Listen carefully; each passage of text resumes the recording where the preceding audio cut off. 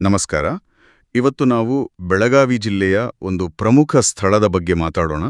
ಅದು ಕಣಬರ್ಗಿ ಗ್ರಾಮದಲ್ಲಿರೋ ಶ್ರೀ ಸಿದ್ದೇಶ್ವರ ದೇವಸ್ಥಾನ. ನಮ್ಮ ಹತ್ರ ಇರೋ ಮಾಹಿತಿನ ಇಟ್ಕೊಂಡು ಈ ಸ್ಥಳದ ಒಂದು ಮಹತ್ವ ಏನು ಅಂತ ಸ್ವಲ್ಪ ನೋಡೋಣ. ಖಂಡಿತ. ಮೊದ್ಲಿಗೆ ಹೇಳೋದಾದ್ರೆ ಇದು ಬಹಳ ಹಳೆಯ ದೇವಸ್ಥಾನಗಳಲ್ಲಿ ಒಂದು ಮಾತಿದೆ. ಮತ್ತೆ ಭಕ್ತರಿಗೆ ತುಂಬಾನೇ ನಂಬಿಕೆ ಇಡುವ ಒಂದು ಕೇಂದ್ರ ಕೂಡ ಹೌದು. ಮುಖ್ಯ ದೇವರು ಶ್ರೀ ಸಿದ್ದೇಶ್ವರ ಅಲ್ವಾ? ಅಂದ್ರೆ ಶಿವನ ಒಂದು ರೂಪ. ಹೌದು, ಶಿವನ ರೂಪ. ಆಮೇಲೆ ಇದು ಕೇವಲ ಒಂದು ಪೂಜಾ ಸ್ಥಳ ಮಾತ್ರ ಅಲ್ಲ, ಇದೊಂದು ಶಾಖಾಮಠ ಕೂಡ ಹೌದು ಅಂತ ನಮ್ಮ ಮೂಲಗಳು ಹೇಳ್ತವೆ. ಓ, ಶಾಖಾಮಠ, ಅದು ಸ್ವಲ್ಪ ವಿವರಿಸ್ತೀರಾ? ಅಂದ್ರೆ ಒಂದು ಮುಖ್ಯ ಮಠ ಇರುತ್ತಲ್ಲ, ಅದರ ಒಂದು ಅಧಿಕೃತ ಶಾಖೆ, ಬ್ರಾಂಚ್ ಇದ್ದ ಹಾಗೆ. ಬಹುಶಃ ಹಿಂದಿನ ಕಾಲದಲ್ಲಿ ಧಾರ್ಮಿಕ ಬೋಧನೆ, ಶೈವ ಸಿದ್ಧಾಂತದ ಪ್ರಚಾರ ಎಲ್ಲ ಇಲ್ಲಿ ನಡೀತಿತ್ತೇನೋ. ಹಾಗಾಗಿ ಶಿವಭಕ್ತರಿಗೆ ಇದು ತುಂಬಾನೇ ಒಂದು ವಿಶೇಷವಾದ ಜಾಗ. ಹೌದು, ಅರ್ಥವಾಯಿತು. ಇನ್ನೊಂದು ಬಹಳ ಮುಖ್ಯವಾದ ವಿಷಯ ಅಂದ್ರೆ ಇಲ್ಲಿರೋ ಸ್ವಾಮಿ ಅಂದ್ರೆ ಲಿಂಗ, ಅದು ಸ್ವಯಂಭೂ ಅಂತ ಹೇಳ್ತಾರೆ. ಅಂದ್ರೆ ತಾನಾಗಿಯೇ ಉದ್ಭವಿಸಿದ್ದು ಅಂತ. ಹೌದು, ಆ ನಂಬಿಕೆ ಬಹಳ ಪ್ರಬಲವಾಗಿದೆ ಅಲ್ಲಿ. ಅದೇ ಆ ಕ್ಷೇತ್ರದ ಒಂದು ಪ್ರಮುಖ ಆಕರ್ಷಣೆ. ನಿಜ. ಆದ್ರೆ ನನ್ನ ಗಮನ ಸೆಳೆದಿದ್ದು ಇನ್ನೊಂದು ವಿಚಾರ. ಗರ್ಭಗುಡಿಯ ಹಿಂಭಾಗದಲ್ಲಿ ಹನುಮಂತ ದೇವರ ಪ್ರತಿಮೆ ಇದೆ ಅಂತ. ಸಾಮಾನ್ಯವಾಗಿ ಶಿವ ದೇವಸ್ಥಾನದಲ್ಲಿ ಹೀಗೆ ನೋಡಕ್ ಸಿಗೋದು ಬಹಳ ಕಡಿಮೆ ಅಲ್ವಾ? ಹೌದೌದು, ಇದು ತುಂಬಾನೇ ಅಪರೂಪ. ಸಾಮಾನ್ಯವಾಗಿ ಗರ್ಭಗುಡಿ ಹಿಂದೆ ಪಾರ್ವತೀದೇವಿ ಅಥವಾ ಬೇರೆ ದೇವತೆಗಳ ಮೂರ್ತಿ ಇರುತ್ತೆ.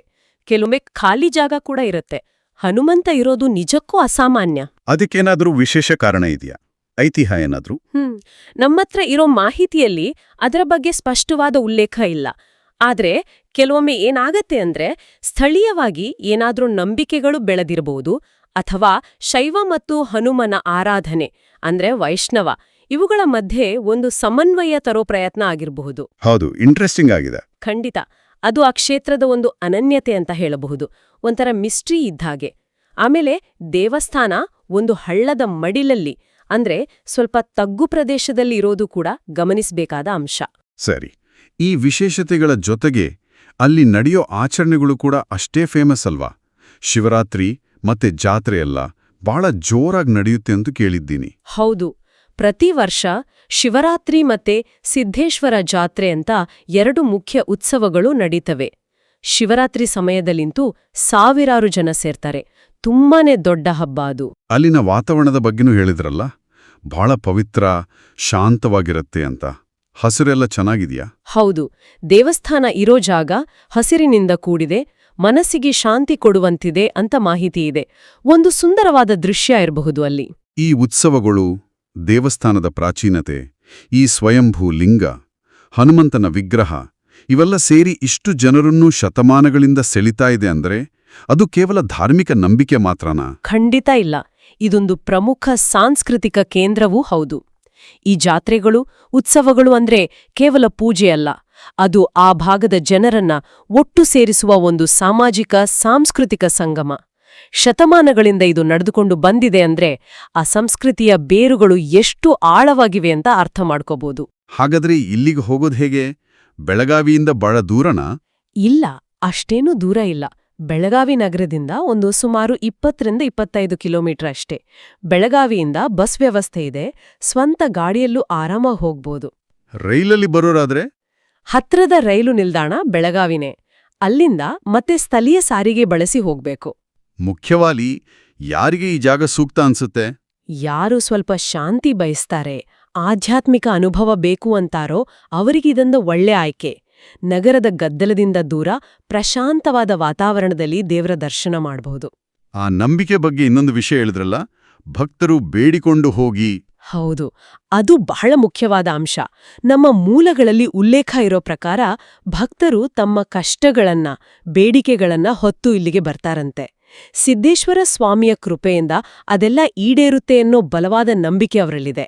ಇದು ಕೇವಲ ಒಂದು ದೇವಸ್ಥಾನ ಅಲ್ಲ, ಜನರ ಬದುಕಿನ ಒಂದು ಭಾಗವೇ ಆಗಿದೆ. ನಿಜ. ಆದ್ರೆ ಒಂದು ವಿಷಯ, ಈ ದೇವಸ್ಥಾನ ಅತ್ಯಂತ ಪ್ರಾಚೀನ ಅಂತ ಹೇಳ್ತೀವಿ, ಆದರೆ ಅದರ ವಾಸ್ತುಶಿಲ್ಪ ಶೈಲಿ ಯಾವುದು ಅಥವಾ ಯಾವ ಕಾಲದ್ದು ಅಂತ ನಿಖರವಾಗಿ ಗೊತ್ತಿದೆಯಾ? ಅದು ಸ್ವಲ್ಪ ಕಷ್ಟದ ಪ್ರಶ್ನೆ. ನಮ್ಮತ್ರ ಇರೋ ಮಾಹಿತಿಯಲ್ಲಿ ಅಷ್ಟು ವಿವರ ಇಲ್ಲ. ಪ್ರಾಚೀನ ಅಂತ ಹೇಳಿದ್ದಾರೆಯೋ ಹೊರತು ಅದು ಚಾಲುಕ್ಯರ ಕಾಲದ್ದ ರಾಷ್ಟ್ರಕೂಟರ ಕಾಲದ್ದಾ ಅಥವಾ ಅದಕ್ಕಿಂತ ಹಳೇದಾ ಅನ್ನೋ ಸ್ಪಷ್ಟತೆ ಸಿಗಲ್ಲ. ಹೌದಲ್ಲ, ಅದು ಸ್ವಲ್ಪ ನಿರಾಸೆನೆ. ಅದರ ಬಗ್ಗೆ ಇನ್ನಷ್ಟು ತಿಳ್ಕೊಳ್ಳೋಕೆ ಅವಕಾಶ ಇದ್ರೆ ಚೆನ್ನಾಗಿರ್ತಿತ್ತು. ನಿಜ. ಆದ್ರೆ ಕೆಲವೊಮ್ಮೆ ಈ ಅಸ್ಪಷ್ಟತೆ ಇದೆಯಲ್ಲ, ಅದೇ ಇಂಥ ಸ್ಥಳಗಳಿಗೆ ಒಂದು ರೀತಿಯ ನಿಗೂಢತೆ, ಆಕರ್ಷಣೆ ಕೊಡುತ್ತೆ. ಬಹುಶಃ ಸ್ಥಳೀಯವಾಗಿ ಇದರ ಬಗ್ಗೆ ಇನ್ನಷ್ಟು ಸಂಶೋಧನೆ ನಡಿಬೇಕೇನೋ ಅಥವಾ ನಡೆದಿದೆಯೋ ನಮಗೂ ಗೊತ್ತಿಲ್ಲ. ಇದು ಮುಂದಿನ ಅನ್ವೇಷಣೆಗೆ ಒಂದು ದಾರಿ ಕೂಡ ಆಗ್ಬಹುದು. ಹೌದು, ನೀವು ಹೇಳಿದ್ದು ಸರಿ. ಒಟ್ನಲ್ಲಿ ಕಣಬರಗಿ ಶ್ರೀ ಸಿದ್ದೇಶ್ವರ ದೇವಸ್ಥಾನದ ಬಗ್ಗೆ ನಮಗೆ ಸಿಕ್ಕಿದ ಈ ಮಾಹಿತಿ ಏನಿದೆ, ಅದು ಅದರ ಧಾರ್ಮಿಕ, ಸಾಂಸ್ಕೃತಿಕ ಮಹತ್ವವನ್ನ, ಅಲ್ಲಿನ ವಿಶಿಷ್ಟ ನಂಬಿಕೆಗಳನ್ನ ಅರ್ಥ ಮಾಡ್ಕೊಳ್ಳೋಕೆ ಖಂಡಿತ ಸಹಾಯ ಮಾಡುತ್ತೆ. ಎಷ್ಟೋ ಶತಮಾನಗಳಿಂದ ಈ ನಂಬಿಕೆಗಳು ಹೇಗೆ ಉಳಿದುಕೊಂಡು ಬಂದಿವೆ ಅನ್ನೋದು ನಿಜಕ್ಕೂ ಆಶ್ಚರ್ಯಕರ ವಿಷಯ. ಖಂಡಿತ. ಇಂತಹ ಸ್ಥಳಗಳು ನಮ್ಮ ಇತಿಹಾಸ ಮತ್ತು ಸಂಸ್ಕೃತಿಯ ಕೊಂಡಿಗಳು. ಅವುಗಳನ್ನ ತಿಳಿಯುವುದು, ಗೌರವಿಸುವುದು ಮುಖ್ಯ.